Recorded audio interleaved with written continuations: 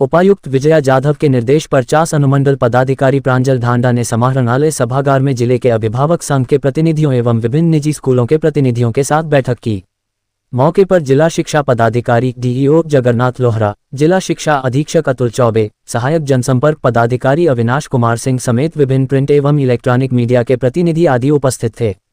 अनुमंडल पदाधिकारी ने क्रमवार अभिभावक संघ के प्रतिनिधियों से विभिन्न स्कूलों से संबंधित समस्याओं, उनके पक्ष को जाना। वहीं कुछ मामलों में स्कूल प्रबंधनों प्रतिनिधियों से भी जवाब लिया। उन्होंने अभिभावकों को अपनी शिकायतों को लिखित रूप से जिला स्तरीय समिति के समक्ष रखने को कहा। समिति लिखित रूप से सभी स्कूलों से उन पर का पक्ष लेगी। सीबीएसई, आईसीएसई, आरटीई एवं राज्य सरकार द्वारा समय समय पर दिए गए दिशा निर्देशों का स्कूल प्रबंधन अनुपालन कर रहे हैं या नहीं, इसकी जांच कर डीईओ डीएसई समिति को प्रतिवेदन समर्पित करेंगे। समिति नियमों की अनदेखी करने पर स्कूल प्रबंधनों के विरुद्ध कार्रवाई करेगी। बैठक में स्कूल प्रबंधनों द्वारा फीस बढ़ाने के लिए राज्य सरकार के निर्देशानुसार 09 सदस्यीय कमेटी स्कूल प्रबंधन अभिभावक आदि गठित कर उनके समक्ष प्रस्ताव रखने। कमेटी द्वारा सहमति के बाद ही फीस बढ़ोतरी लागू होने की बात कही गई।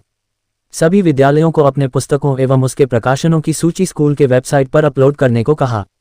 किसी भी एक स्टोर दुकान से पुस्तक व कॉपी लेने का स्कूल प्रबंधन अभिभावकों को बाध्य नहीं करेंगे। ये व्यवस्था करें कि स्कूल की पुस्तकें शहर के कम से कम 10 से 15 दुकानों में उपलब्ध हो। एनसीईआरटी की पुस्तकें विद्यालय द्वारा संचालित की जाएं। छात्र छात्राओं को प्रतिवर्ष ड्रेस बदलने का स्कूल प्रबंधन अभिभावकों पर नहीं डाले दबाव। साथ ही बच्चों के अवकाश पर रहने का फाइन अविलंब बंद करें स्कूल प्रबंधन। मौके पर उपस्थित डीओ एवं डीएसई ने कहा कि प्रबंधन ये ध्यान दे विद्यालयों का संचालन लाभ कमाने के उद्देश्य से नहीं किया जाता है। अभिभावकों की समस्या बातों को सुनने के लिए शिक्षकों का नाम व नंबर सार्वजनिक करें।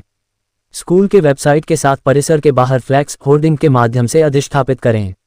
बैठक में इसके अलावा कई अन्य बिंदुओं पर भी विस्तार से चर्चा हुई, जिस पर एसडीओ, डीईओ, डीएसई ने अभिभावक संघ के प्रतिनिधियों एवं स्कूल प्रबंधनों को जरूरी दिशा निर्देश दिया। सबसे पहले फीस कमेटी सेटअप करनी पड़ेगी। फीस कमेटी में कौन कौन लोग होते हैं?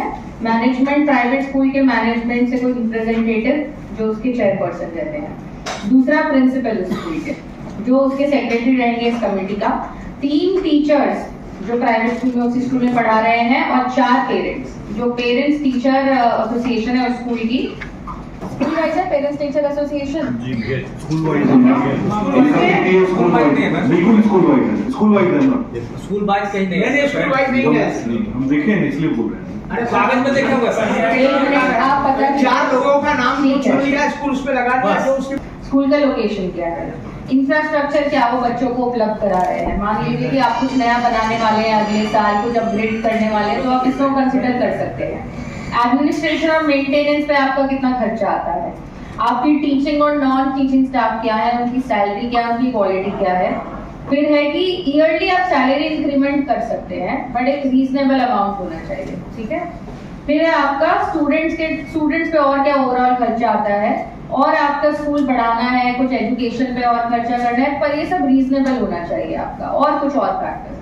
तो ये जो आप फीस डिसाइड करेंगे ये 2 साल के लिए वैलिड है। अगर आपको इसमें किसी को दिक्कत है कि फीस ज्यादा बढ़ा दी है, एक की फीस जो पिछली बार थी उससे 10% ज्यादा इंक्रीज नहीं हो सकती, जैसे शायद आप में से किसी ने बताया था।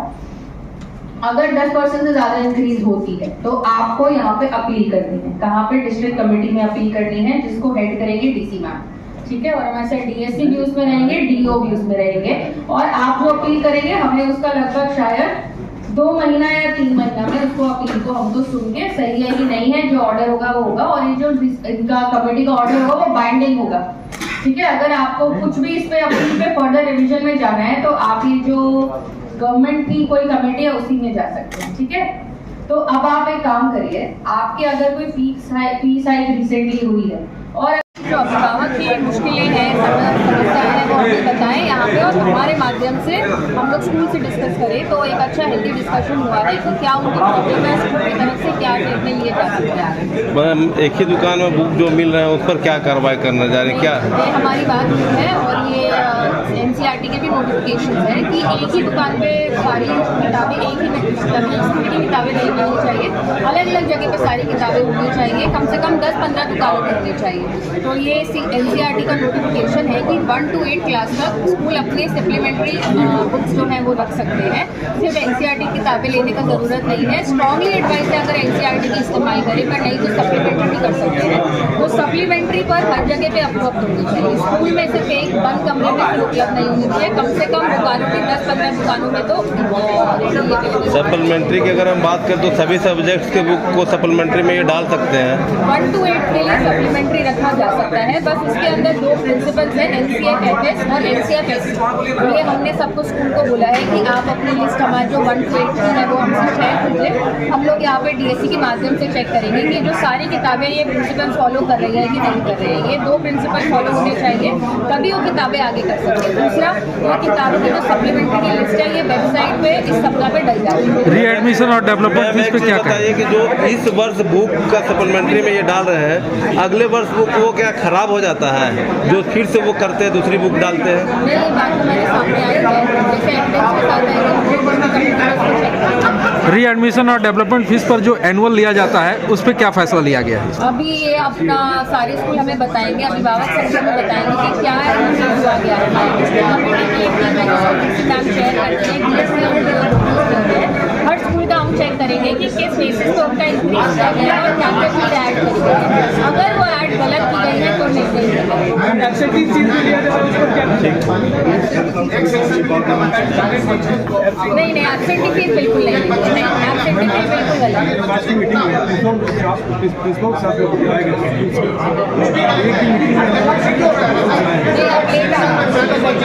एक भी प्रिंसिपल नहीं है, एक भी प्रिंसिपल नहीं है, सिर्फ स्कूल के स्टाफ, मैनेजर और वो लोग हैं, एक भी प्रिंसिपल नहीं है। आप मैडम देखिए एक बार।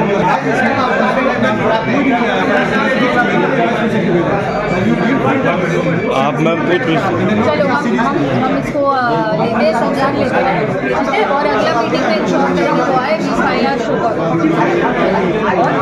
और कुछ लेकिन सबसे बड़ी बात है कि आप किसी भी बच्चे को ये डायरेक्ट नहीं करेंगे कि यहीं से किताब लेनी है, ये काम आपका नहीं है सर। तो लोकल मार्केट में नहीं मिला तो बच्चे ये अगेंस्ट में स्ट्रॉन्ग पीनल प्रोविजंस है। आरटीई का एक्सट्रीमली का रेट सही कि आप ये बुक प्रिस्क्राइब, हम लोग भी पढ़े, हम लोग भी स्कूल से ही आए हैं, हम लोग की भी शिक्षा दीक्षा स्कूलों से ही हुई है, उसमें कोई बुराई नहीं है। अच्छी किताब अगर कोई बच्चा रेफर करना चाहे, कहीं से खरीदना चाहे, वो ले सकता है। लेकिन अगर कहीं से भी कंप्लेंट आया, ये मैं क्लियर कर दे रहा हूँ कि कोई भी स्कूल अपना किताब का दुकान खोले हुए या बोल रहा है कि यहाँ से किताब लो, तो उसके लिए स्ट्रिक्ट एक्शन लेंगे, ये पहले हम बता दे रहे हैं। खुला ही हुआ है सर, अभी तो चल ही रहा है। इस साल का तो सरकार इस तरह के ताज़ा तरीन खबरों के लिए बने रहिए हमारे साथ और चैनल को सब्सक्राइब करना न भूलें।